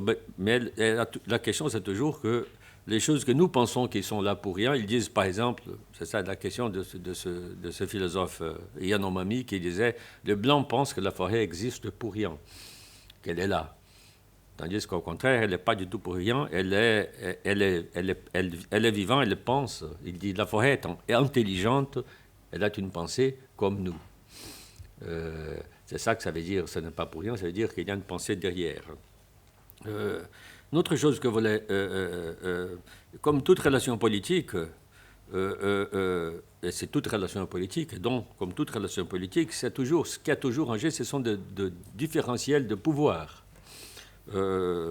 Notion qui est associée de façon très intime dans le monde amazonien, le monde amérindien en général, au concept de métamorphose. C'est-à-dire avoir du pouvoir, c'est avoir le pouvoir de se transformer. Et donc, la puissance, le pouvoir, c'est un pouvoir de transformation. Et ça m'a fait penser à une des rares exemples de métaphysique descriptive anthropologique qu'on a à la disposition maintenant, c'est le livre de Bruno Latour, Enquête sur le mode d'existence, où il fait une sorte de tableau pluraliste, évidemment, de 15 modes d'existence, 12 en fait. 3 d'entre eux sont de métamodes, de modes formels, 12 modes d'existence, et qui sont nolens volens hiérarchisés. Il y a le premier mode, c'est le mode qu'il appelle reproduction, c'est en fait l'existence des choses, les realia, quoi. Le deuxième mode, c'est qu'il appelle la métamorphose. La métamorphose, c'est le mode qu'il dit, chez nous, les modernes, a été complètement antériorisé dans le psychisme. Ce sont des viandes de fantômes psychanalysables. Ce sont, enfin, donc la métamorphose est un mode, et il définit la métamorphose comme le pur être en tant qu'autre. Et il dit toujours qu'il faut passer par l'être en tant qu'autre pour arriver à l'être en tant qu'être. C'est son méta-ontologie formelle. Et Et j'aurais tendance à dire, je me réfléchissais là-dessus en disant, bon voilà, pourquoi est-ce que met-il la reproduction au sens les êtres enfin, les existants, les lignage de vivants et des non-vivants qui existent dans le monde, et il met c'est-à-dire les êtres qui sont êtres en tant qu'êtres, tandis qu'il met la métamorphose comme le deuxième mode d'existence. J'aurais tendance à dire que dans le monde amazonien, c'est exactement le contraire. La métamorphose, au sens latourien du terme, est le premier mode d'existence, au sens que c'est le mode principe d'existence. C'est elle qui vient avant la reproduction, tous les autres modes. C'est-à-dire c'est le mode fondamental et qui, cette antériorisation, cette anthropomorphisation de la métamorphose, les métamorphoses ne sont que des fantaisies, ne sont que des choses, nos fantômes, quoi. Ce sont nos fantômes personnels. Qui me fait penser à une phrase que j'aime énormément dans ce livre, ce traité de métaphysique amazonienne, qui est le livre La chute du ciel, où David Kopenawa, le Yanomami, il dit c'est une critique politique, comme il disait toute relation politique, ça c'est aussi une critique politique qui font les Indiens aux Blancs, à la métaphysique de Blanc justement, où il dit le Blanc dorme beaucoup, le Blanc dorme beaucoup, comme nous, mais ils ne rêvent que d'eux-mêmes. C'est ça leur problème. Et ça m'a paru une très bonne description précisément de ces mouvements le blanc mettre la métamorphose dans leur tête et donc finalement ils ne rêvent que d'eux-mêmes, ce serait d'ailleurs très freudien au sens qu'on rêve, nous pensons que nous rêvons que de nous-mêmes finalement, tandis qu'il dit nous au contraire nous rêvons loin, nos rêves vont loin. Nous rêvons exactement d'autres choses, de puissances que nous traversent, qui sont foncièrement étrangères à nous-mêmes. Tandis que le blanc, le pauvre, ne rêve que d'eux-mêmes. On voit bien comment le rêve a un régime complètement différent. Il a fonction de modèle de connaissance, et un modèle de connaissance où l'autre à connaître prend toujours la forme d'une personne, dont le fait que la connaissance le modèle de la connaissance, c'est plutôt la politique que la physique, disons, comme grand modèle épistémologique pour les Indiens. C'est-à-dire qu'ils pensent le monde en termes d'une grande politeia, de cosmopoliteia, plutôt comme une différence fondamentale pour nous entre le politique et le physique. Au contraire, pour eux, tout est politique, en ce sens-là, beaucoup plus politique qu'un activiste pourrait dire tout est politique. Mais les Indiens pensent qu'il y a beaucoup plus de choses en politique qu'on puisse penser. L'autre chose que je voulais remarquer, c'est que l'idée du perspectivisme que j'avais proposé, c'était l'idée que la capacité d'avoir un point de vue dans le monde comme étant composé de points de vue, en fait, on pourrait dire ça, c'est du Leibniz, mais c'est un Leibniz sans Dieu. C'est un point de vue extérieur. C'est un perspectivisme généralisé et sans centre. Et ça, c'est très important. C'est-à-dire que la mesure où la notion d'humanité, tout est humain, comme disent les Indiens, tout est humain, tout au fond est humain, c'est une façon de dire que tout être, tout élément du cosmos peut être conçu comme lieu de point de vue, comme point de vue sur le reste du monde.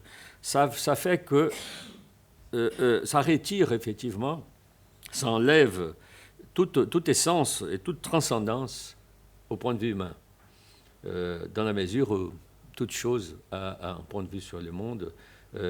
Dans le monde n'est que ça, et ça enlève aux humains soit l'humain stricto sensu, c'est-à-dire l'espèce humaine, soit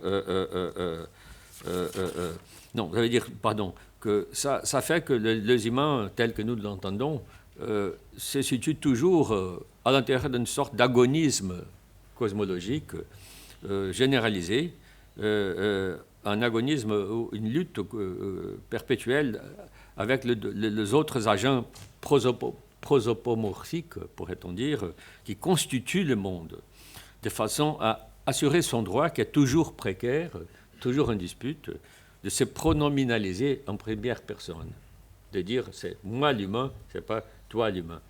Parce que quand on est devant un autre existant, un animal par exemple, il y a toujours la question de qui est l'humain ici. Et une célèbre maxime qu'on trouve pratiquement dans toute l'Amérique, en Sibérie aussi, qui dit si tu trouves un animal dans la forêt et cet animal te parle, il ne faut jamais répondre. Hein?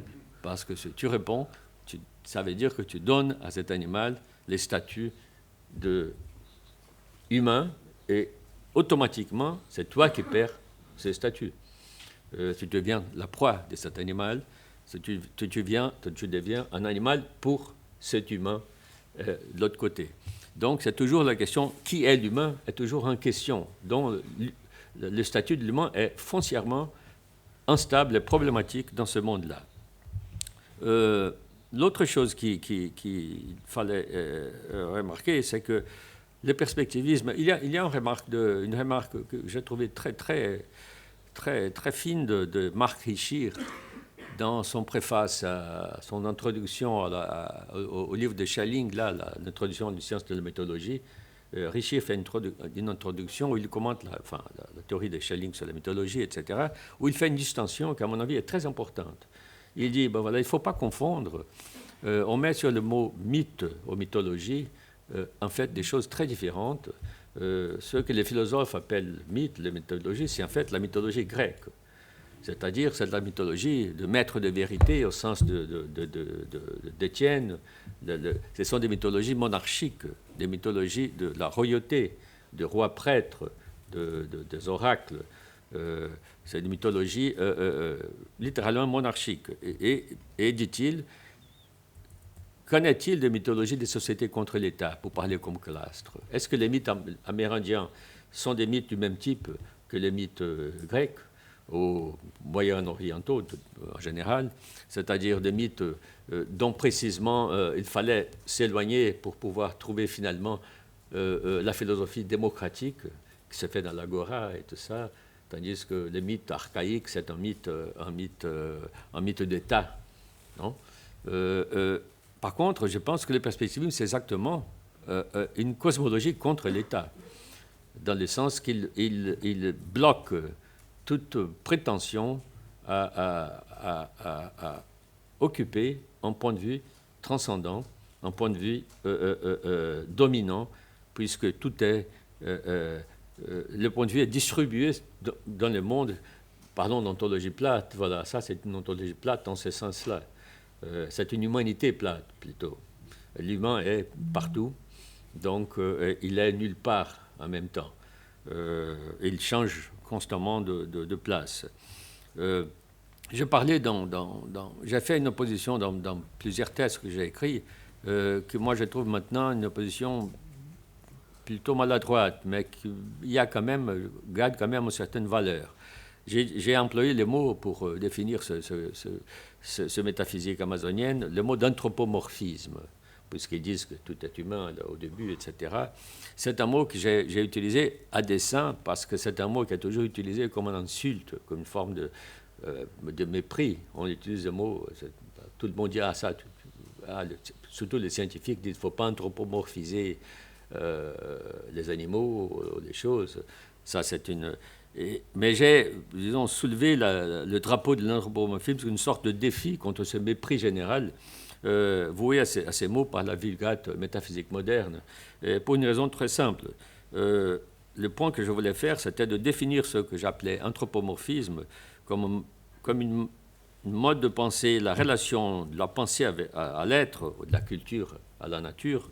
C'est la traduction en langue anthropologique de cette opposition, évidemment. Une certaine relation entre la pensée à l'être qui rejetait la différence anthropologique, au sens que les philosophes utilisent ce terme. Parce que si tout est humain, c'est ça que l'anthropomorphisme, il dit que tout est humain, donc ni l'espèce humaine, tel que nous l'entendons, ni ses attributs transcendants et transcendantaux, sont exceptionnels. C'est tout humains, nous ne sommes pas spéciaux. Donc l'anthropomorphisme, en ce sens-là, c'est le contraire parfait de l'anthropocentrisme. J'ai utilisé le mot anthropomorphisme comme opposé de l'anthropocentrisme, puisque l'anthropomorphisme, c'est dire justement le contraire. L'homme est spécial, l'homme est au centre. L'humain est au centre, il est le sujet, il est l'entendement des législateurs, il est celui qui a un supplément d'âme, qui a tous ces avatars de l'ancienne âme donnée par Dieu aux hommes, qu'aux hommes, qui sont la culture, le langage, le désir, le travail, le manque, tout ce que ce sont les avatars modernes, la notion d'âme, à mon avis. Mais évidemment... On va ouvrir la discussion aussi. Il nous reste un quart d'heure. Tu penses qu'on va ouvrir une discussion? Qu'est-ce que tu en penses? D'accord, non, ouais. je finis là-dessus. Et donc, mais en même temps, cet anthropomorphisme du cosmos, c'est un cosmomorphisme de l'homme, dans ce sens-là. C'est-à-dire que il n'est pas question de dire l'anthropomorphisme fait que tout est humain, donc le cosmos disparaît derrière cette humanisation générale. C'est un peu si le cosmos est humain, ça veut dire que l'humain est cosmique aussi. Donc, anthropomorphisme et cosmomorphisme sont synonymes en ce sens-là. Mais je n'ai pas développé, c'est ça la déficience de mon argument. L'autre volet de cet argument, où j'affirmais, dans un texte que j'écrivais, où je disais, là où toute chose est humaine, l'humain est une toute autre chose. Donc, il fallait développer qu'est-ce que c'est que cette toute autre chose que l'humain est, là où toute chose est humaine. Roy Wagner parle d'un monde, c'est lui, je cite, le monde de ces gens-là, il parle de sa tribu en Nouvelle-Guinée, c'est un monde de l'humanité immanente. Qu'est-ce qui arrive au concept d'humain quand il devient immanent? C'est ça la question que le perspectivisme pose, que ces métaphysiques amérindiennes posent. Qu'est-ce que devient un humain quand il devient immanent?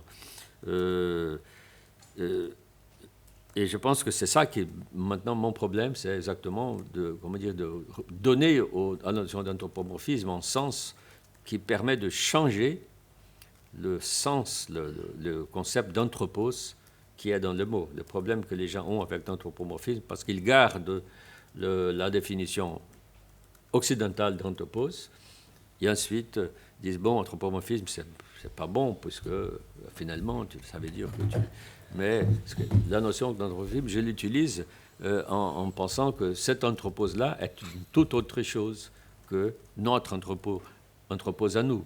Et l'anthropologie, en certain point, c'est en fait une investigation comparative, au sens de Patrice, des anthropologies des autres. Et finalement, toute anthropologie n'étudie que l'anthropologie des autres. Et donc, toute anthropologie est une ethno-anthropologie, et la nôtre aussi est aussi une ethno-anthropologie. Et c'est ça, l'anthropologie comparative, ça veut dire que notre anthropologie à nous, au sens philosophique du terme anthropologie, n'est qu'une variante d'autres anthropologies qu'on trouve chez d'autres peuples, dans d'autres régions, dans le peuple du dehors, dans les gens du dehors, et qui finalement, ça c'est que je pense que ça va dans la même direction que Patrice, en disant que voilà, métaphysique, c'est la comparaison, c'est pas la métaphysique comparative, c'est la comparaison comme métaphysique. Et l'anthropologie, je dirais la même chose, c'est pas l'anthropologie comme étude, c'est la comparaison comme anthropologie aussi. Bon, je m'arrête là. Merci beaucoup, Eduardo.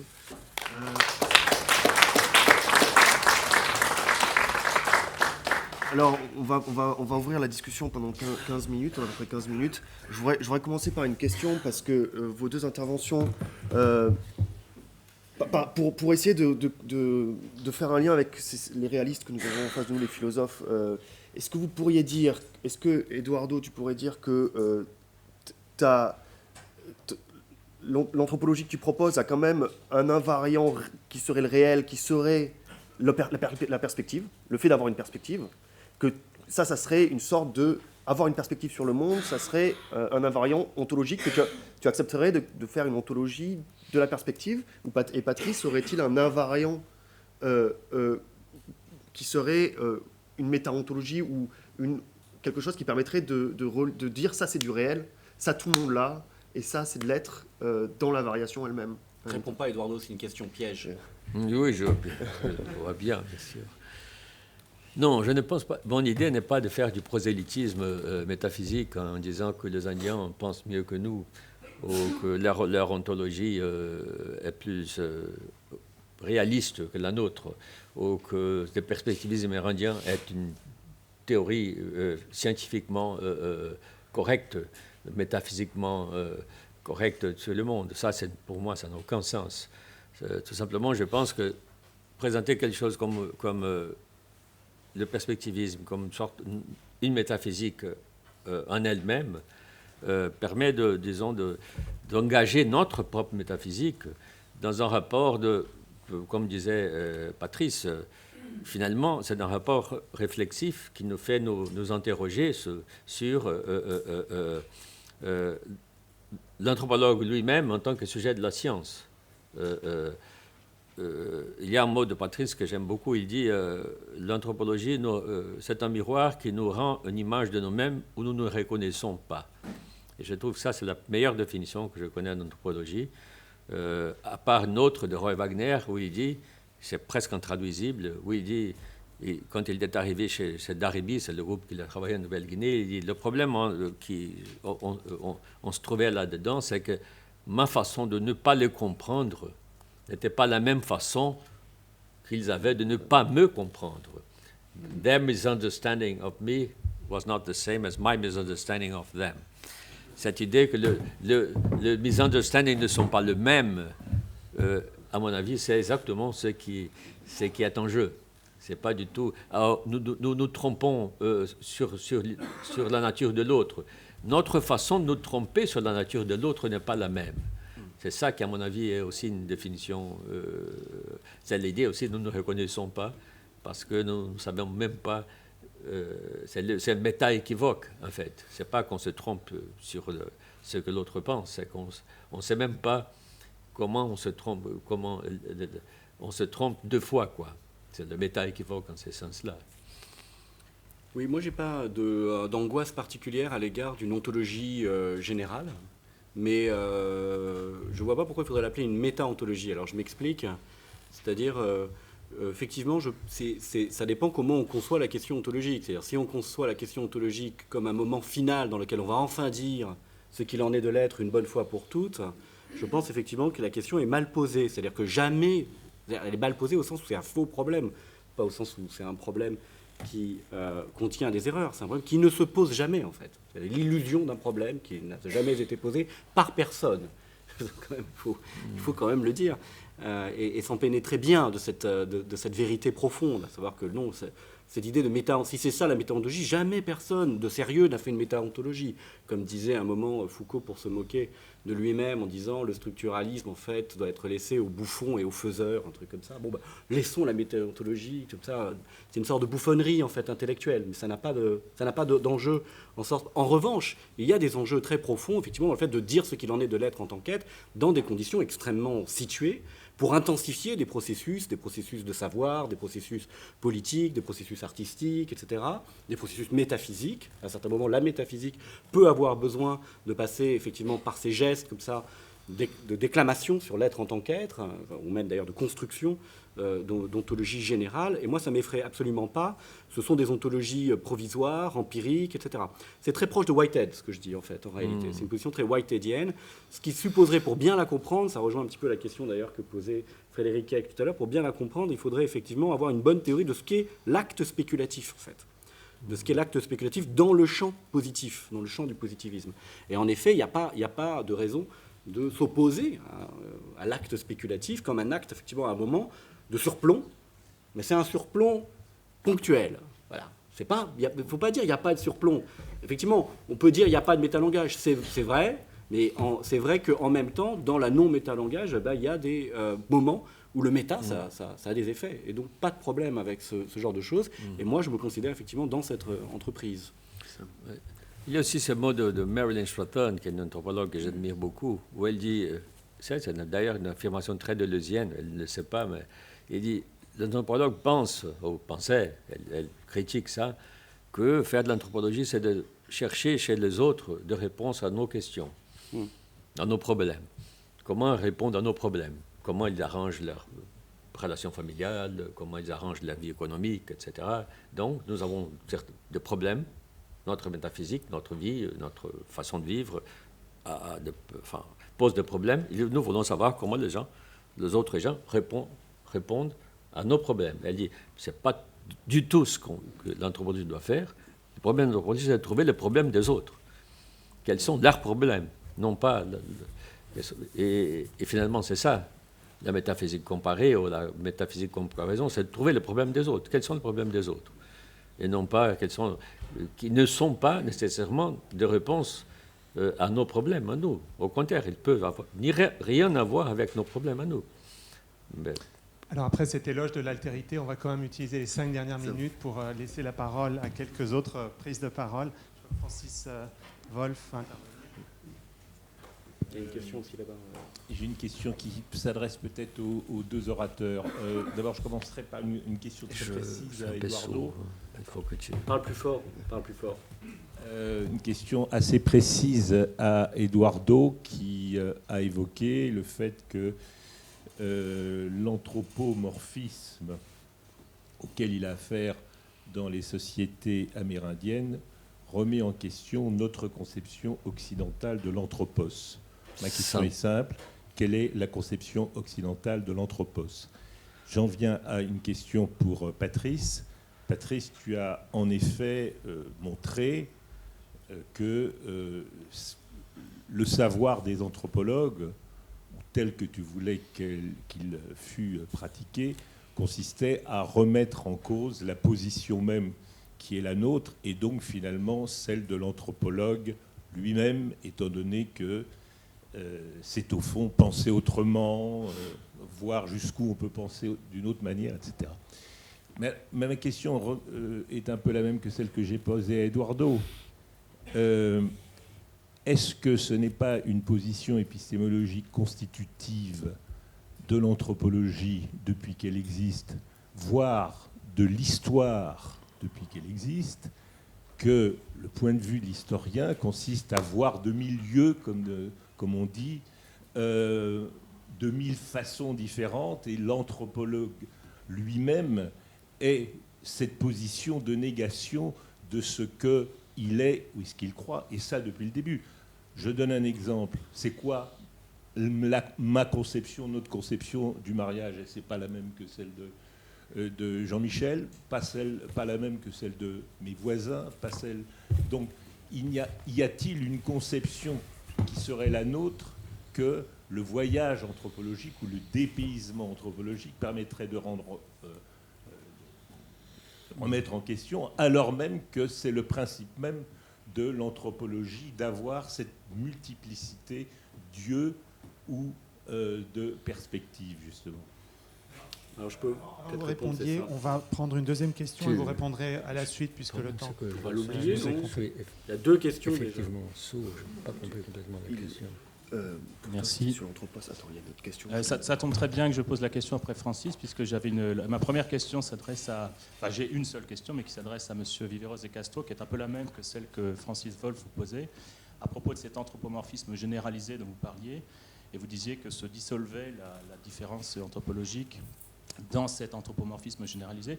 Et j'avais le sentiment, pour le dire assez brutalement, d'une forme d'autocontradiction performative. C'est-à-dire, vous dites, l'humain anthropomorphise tout ce qu'il touche, d'une certaine manière, mais au fond, il est le seul à anthropomorphiser tout ce qu'il touche.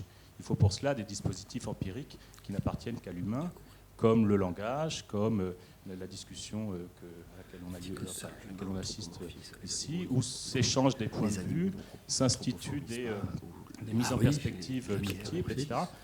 Oui, dans l'anthropologie amazonienne. Je crois qu'il faut que tu parles plus fort. Je parle pas bien, mais j'ai l'impression que le micro Peut-être marche mets-le pas. directionnellement. En fait, Oui. on considère que seul l'humain a la possibilité d'anthropomorphiser. Eduardo. Je redis la question, je ne sais pas comment vous la traduisez. Je me demandais si cet anthropomorphisme généralisé ne cachait pas une forme d'autocontradiction performative, c'est-à-dire le fait d'anthropomorphiser et d'animer, enfin d'humaniser tout ce que nous rencontrons, au fond n'appartient qu'à nous, à travers des dispositifs comme le langage, comme la discussion, qui orchestrent en effet un perspectivisme généralisé. Et il faut être humain pour croire que tout est humain autour de nous. Aucun animal n'est perspectiviste. Aucun animal n'orchestre une discussion des points de vue. Aucun animal n'humanise ou n'animalise tout ce qu'il rencontre. Et donc j'avais le sentiment que cet anthropomorphisme, au fond, confortait plutôt qu'il n'abolissait la différence anthropologique. Mais je crois que c'était un peu la même question que Francis Wolff vous avait posée. Oui, si j'ai bien compris, parce que je suis littéralement un peu sourd. Donc, des fois, je comprends à moitié les questions. Mais de toute façon, je crois avoir compris la question de la contradiction pragmatique là-dessus. Bon, deux façons de répondre à ça. D'un côté,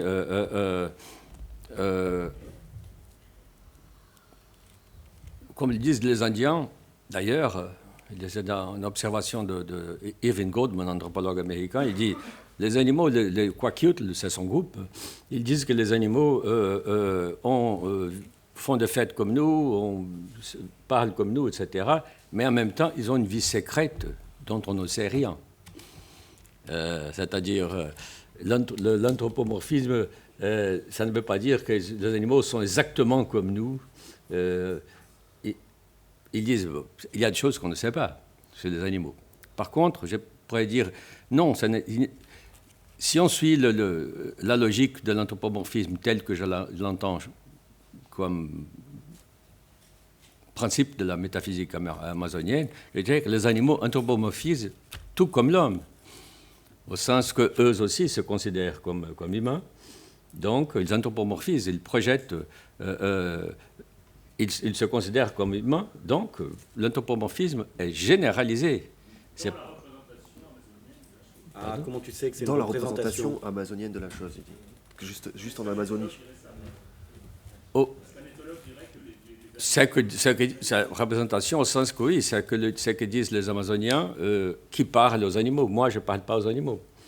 Donc, je peux pas, comment dire, garantir que ce que disent les Indiens, comment dire, soit vrai, soit vrai. De la vérité métaphysique. Ce soit une vérité profonde. Tout ce que je peux dire, c'est que les Indiens, avec qui je peux parler, parlent à des existants avec lesquels je ne peux pas parler, qui sont des animaux.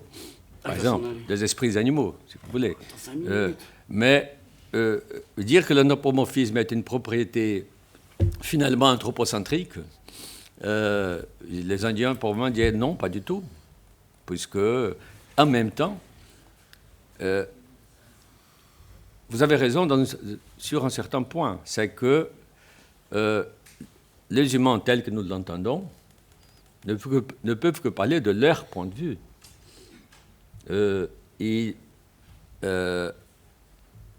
Ils disent, bon, les animaux sont humains pour eux, pas pour nous. Au sens qu'ils se voient comme des animaux, comme des humains. Nous ne les voyons pas comme des humains, en conditions normales. Il n'y a que les chamans qui sont comme des androgynes en termes d'espèces, qui sont sont neutres en termes d'espèces. Il faut répondre aussi sur ce point, parce qu'on va devoir conclure rapidement, et puis réponse aux questions de Francis, peut-être. Moi, je dirais simplement que la manière dont la question est posée me semble un peu de biais, me semble assez caractéristique d'une manière de ne pas entendre les questions qui sont posées. C'est-à-dire, la question n'est pas de savoir si les Indiens ont raison. La manière dont la question est formulée, c'est comme si, est-ce que les Indiens ont raison ou ils ont tort ? Et au fond, pourquoi ne pas se poser la question plus simple, savoir qu'est-ce que l'éthologie contemporaine peut faire de l'anthropologie contemporaine, plutôt que de dire qui a raison, est-ce que les Indiens ont raison, pourquoi ne pas se dire, prendre acte du fait qu'il y a ces variations, ne pas chercher d'emblée à les dompter sous la catégorie de représentation, de cosmologie, de culture, etc. Et voir effectivement, est-ce que l'éthologie contemporaine peut faire quelque chose de ces autres rapports de fait avec les animaux, qui sont aussi des autres pensées, des manières différentes de penser. Donc je pense que déjà, il faudrait un petit peu déplacer la question. Et et il y aurait beaucoup de choses à dire. De fait, dans l'éthologie contemporaine, il y a en effet des intersections avec ça qui pourraient être intéressantes. Donc c'est différent de poser la question de savoir si Eduardo Viveros de Castro pense que les animaux sont des humains, ou de savoir qu'est-ce qu'on peut faire du fait qu'ils nous disent que c'est ce que les Indiens pensent et que ça met en question tel et tel présupposé, etc. Pour revenir à la question de Francis, qui est, au fond porte sur la question de qui a ces présupposés, en particulier, je crois, l'Occident, c'est quoi l'Occident, ça. Effectivement, je pense que, pour moi, la réponse est assez simple, c'est de dire, il ne faut pas partir des identités. Donc moi, je suis assez clair, le sujet dans l'affaire, c'est le sujet de la science. Et en vérité, il va falloir le renégocier à chaque fois, etc. Mais premièrement, donc, il faut dire, il ne faut pas partir des identités, mais des différences. Tout simplement. C'est-à-dire, ce qu'il y a, ce n'est pas l'Occident, et puis, etc. Ce qu'il y a, c'est des expériences d'altération. Ce sont des expériences d'altération. Et là, il faut quand même distinguer, et là, je ne suis pas tout à fait d'accord, je pense que la différence entre toi et Jean-Michel n'est pas la même, sur les conceptions du mariage, n'est pas la même que la différence entre toi et les Na de Chine, en fait. Elle n'est pas la même, parce que, justement, c'est pour ça que je parlais de malentendus de second degré. Parce qu'il y a des variations imaginatives disponibles, et puis il y a des choses qui sont effectivement de l'ordre de l'aberration. Avec de l'altérité absolue, disons. Quelque chose comme une expérience, effectivement, une figure de l'altérité qui est différente. Il y a des modalités de l'altérité. Je ne dis même pas que l'une est plus grande que l'autre. La littérature anthropologique, ce sont quand même des choses qui se transmettent, ces aberrations. Ce ne sont pas des expériences russes du voyageur qui découvre l'Amérique. Mais ça a été ça. Pourquoi c'est pas? C'est bien sûr. L'anthropologie est née des malentendus suscités notamment par la rencontre avec les Indiens en Amérique. Et c'est une correction des malentendus, l'anthropologie. Et puis, toute l'histoire de l'anthropologie n'est rien d'autre qu'une correction de ces malentendus. Elle n'a jamais été rien d'autre. Ce que je voulais dire, c'est que le sujet de la science, que toi comme moi nous cherchons à définir, il est précisément défini par la possibilité de cette pluralité par définition, et non par une position qui serait celle de ces croyances qui va mettre à l'épreuve. Oui, mais ces croyances n'existent pas. Ces croyances sont quelque chose qui vont émerger comme des présupposés non thématisés à travers l'expérience de l'altération. Donc ce sont des polarités dont on parle à travers des expériences d'altération. Que l'anthropologie ait toujours fait ça, c'est à la fois vrai et faux, au sens où l'épistémologie de l'anthropologie que moi je propose n'est pas une épistémologie de l'anthropologie que l'anthropologie aurait acquise depuis le début. Donc ça, si tu veux, effectivement, l'anthropologie a toujours fait ça, sinon ce que je dirais n'a aucun sens. Dieu merci, c'est bien une pratique, ça correspond à la pratique. D'un autre côté, définir cette épistémologie correctement, c'est aussi pratiquer cette anthropologie différemment. Et il y a différentes manières de la faire. Et donc l'idée sur laquelle on a des présupposés, par exemple, occidentaux, puis qui sont les vrais, et puis qu'on va les appliquer ensuite à d'autres peuples, est aussi quelque chose qui a existé dans l'anthropologie, et même qui est d'ailleurs toujours central. Donc c'est un débat, c'est un combat, en quelque sorte. Oui, une anthropologie. Oui, j'ajouterais simplement qu'on peut parfaitement anthropologiser, disons, la différence de la conception du mariage que Patrice a et la mienne. Ben c'est la psychanalyse pour moi, ça. La psychanalyse est une discipline anthropologique. Simplement, l'anthropologie travaille en poussant cette différence à la limite, au sens que la conception que Patrice et moi avons du mariage, qui sont forcément différentes, on pousse ça à la limite en cherchant des cas où cette différence arrive à un point de tension qui est capable de produire des effets de connaissance. Peut-être que la différence entre la conception de Patrice et la mienne peut produire des effets de connaissance, mais en principe, pour des raisons presque de praticité, de méthodologique, on se tourne vers des gens, de peuples, de jets de langage, si vous voulez, qui sont maximalement différents. C'est tout. Ou des dimensions de notre propre expérience, d'ailleurs. Hein. Ça peut être le champ de la pratique, enfin des formes de l'intelligence qui ne sont pas des formes de l'intelligence thématisées. Ok, je pense qu'on va faire une petite pause, on va fumer une cigarette, on continue la discussion. Merci, je crois qu'on va fumer une cigarette.